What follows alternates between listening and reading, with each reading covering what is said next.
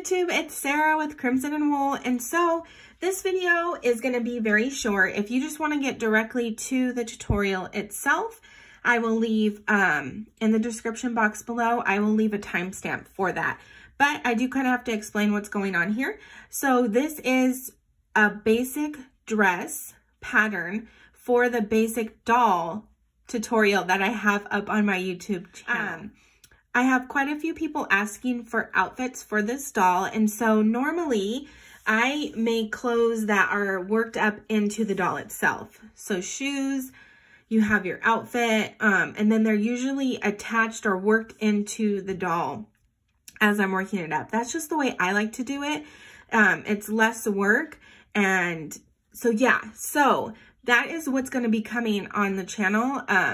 Is a lot more videos on either characters or dolls that work up the outfits as we're making the dolls. So that's something you can look forward to. But for the time being, I will just show you guys how to make this dress. And if you want to know how to do the hair, I will have a link to both the doll itself, the tutorial for the doll itself, and then also a tutorial for the mermaid I make. And so the process for making the mermaid hair is the same process that you could do to make hair for this doll.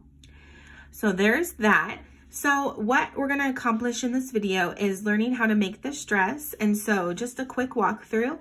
It has a tie in the back, so it is removable if you wanted to make multiple dresses for the doll itself. And then, yeah, so that's basically it. You could switch it to where it flips on the other side and it has just smaller details of that contrasting color. So yeah, that is basically it. So let's go ahead and get started. What you're gonna need to create this dress is you're gonna need two colors, contrasting colors in a worsted weight yarn. I use the Caron 4-ply, Caron 1 pound. It's a 4-ply yarn. So I have that, my 4mm crochet hook, some scissors, and a tapestry needle to sew in your ends. So let's go ahead and get to the tutorial. So let's start with the dress. So you are going to create a slip knot. So I'm wrapping it around my finger, pulling it through, and pulling tight. We've got our slip knot. Then we are going to chain 20.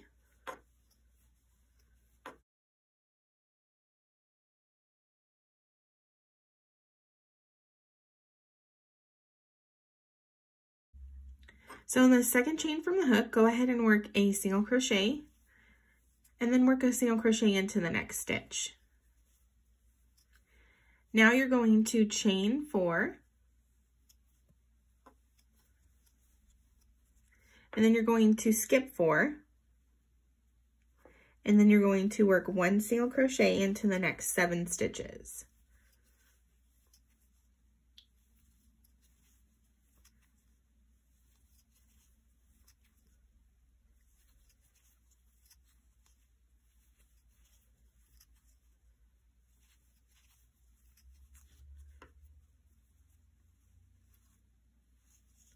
Now we're going to repeat that chain 4, skip 4,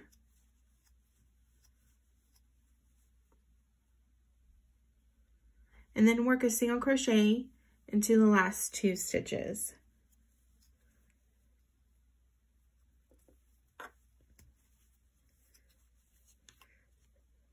So now we've worked the first row. You're going to chain 1 and turn, row 2, work 1 single crochet into the first 2 stitches. Then you're going to work 4 single crochets into this chain 4. So 1, 2, 3, and 4. And then a single crochet into the next 7 stitches.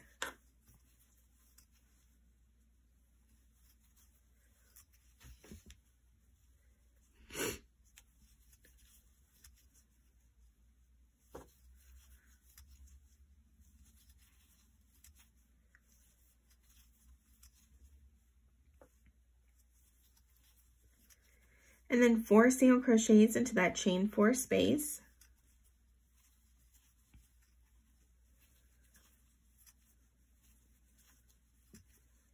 and then a single crochet into the last 2 stitches. All right, for row 3, you're going to chain 2. This does not count as the first double crochet on any of the rounds or rows.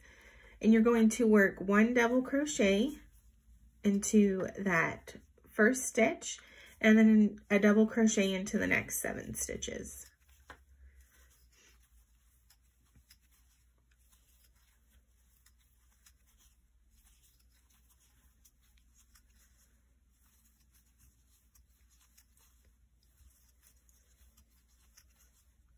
So that was technically basically just a double crochet in the first 8 stitches.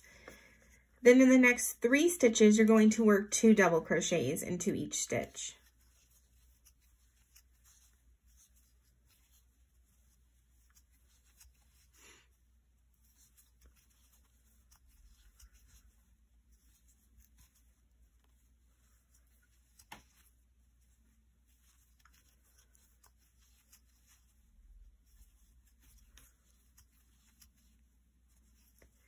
And then work 1 double crochet into the last 8 stitches.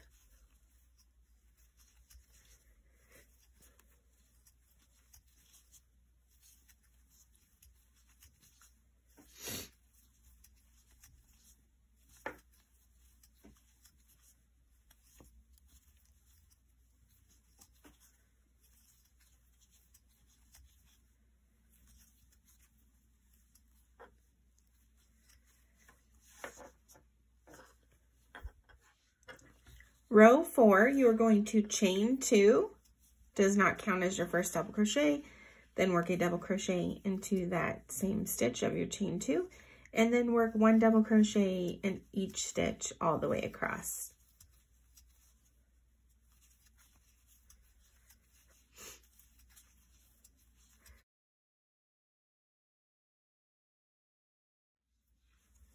Chain 1 and turn.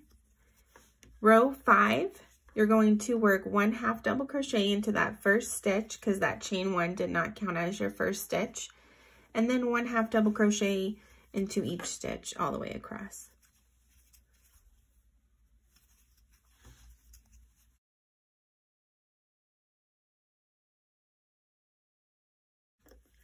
So I've reached the end of row 5. I'm going to do a chain and then cut off enough just to weave in those ends. So that's what we will do next. Go ahead and get your tapestry needle.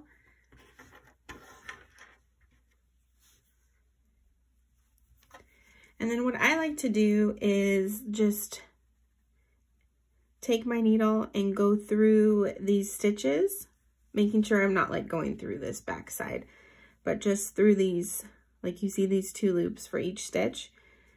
I just go through, you know, at least 4 or 5, and then I bring that through. Then I flip, and then I'm going to skip this part and take my needle and push it through, because if I were to go directly into the same spot that I came out of, then it's just going to pull that end right back through. And then I pull my tail, and that is good enough. And then we'll go ahead and repeat that for this bit right here.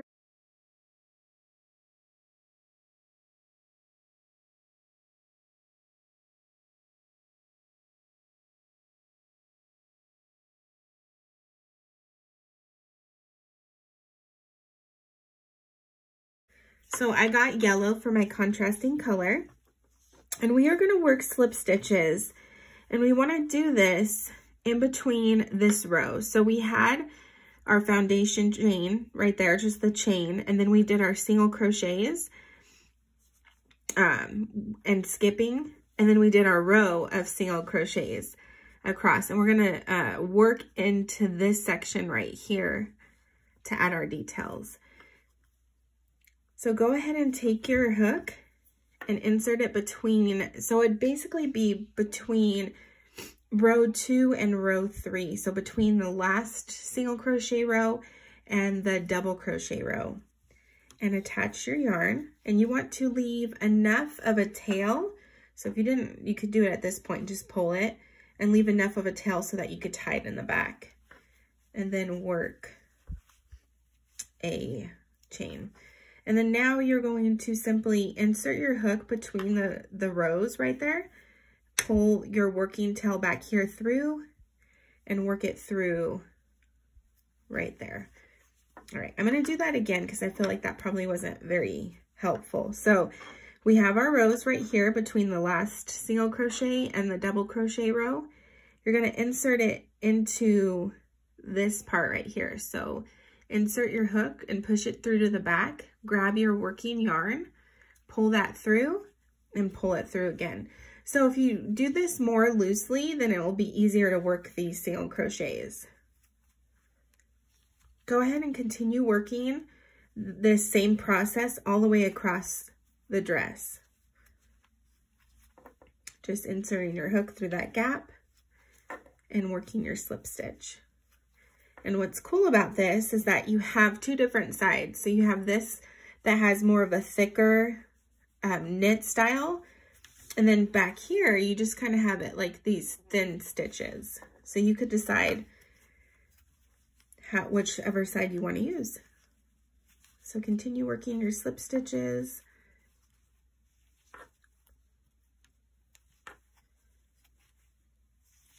And then if this is something you don't want to do, then you can go ahead and just tie on some yarn to add for ties.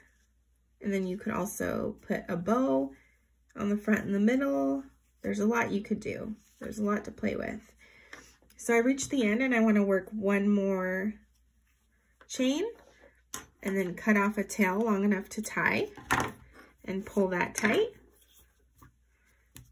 and pull this side tight. And then now you have your dress.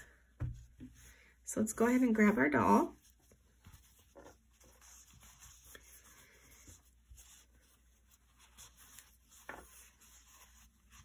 And then you can just tie it on in the back. So then that way, if you were creating this doll, you can make removable clothes. And then I like to make the bows just a little bit more neater.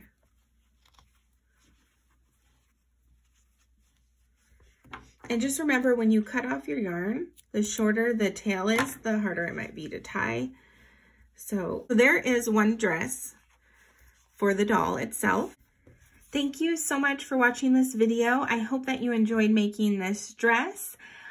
Just so you know, like I said, you have lots to look forward to with lots of dolls, different patterns, different ways of making dolls. There's just a lot of cool videos that I have in store for you guys coming your way.